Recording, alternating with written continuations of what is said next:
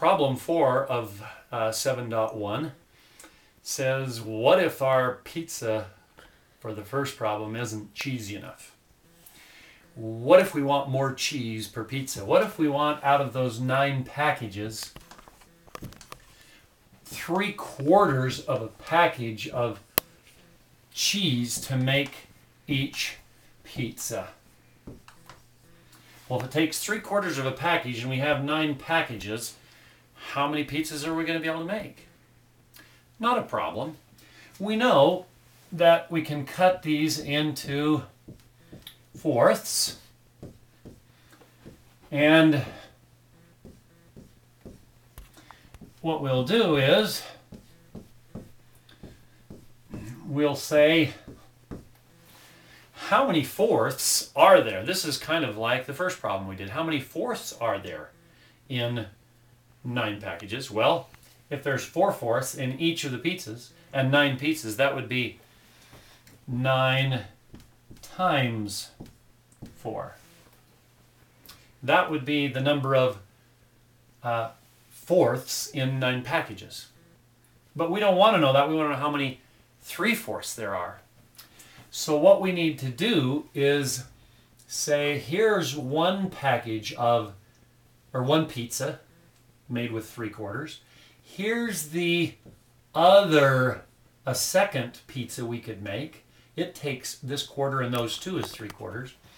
This one takes 3/4. This one takes 3/4. We're up to 1, 2, 3, 4 pizzas. This one takes 3/4. This one takes 3/4. This one's going to take these 2 plus this one. We're up to 1, 2, 3, 4, 5, 6, 7 pizzas so far. 8 pizzas for another 3/4. 8, 9, 10, 11 pizzas, and 12 pizzas. So you'll notice that what we did was we said 9 times 4 tells us how many 1/4 there are. That ends up giving us 36, but we can only make 12 pizzas because we've got to see how many groups of 3 there are in that 36. So what we end up doing is going 9 times 4 and then dividing by 3. All right. Does everybody follow that? 9 pizzas, each cut into a fourth, makes 36. How many, if we take 3 of those pieces each, how many are we going to be able to get out of there? Well, that's dividing it by 3. And that will give us the 12. But you'll remember that this is saying I've got 9 packages of cheese, and I want to know how many 3/4 packages there are in that. That's the same as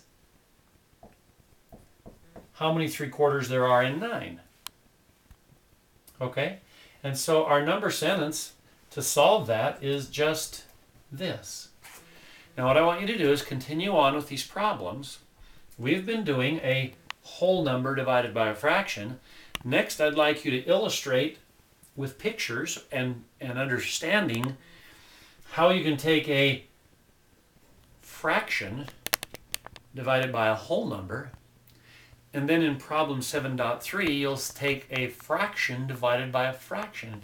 And if you do pictures and understanding, when you get all done, you can invent for your very own selves your method.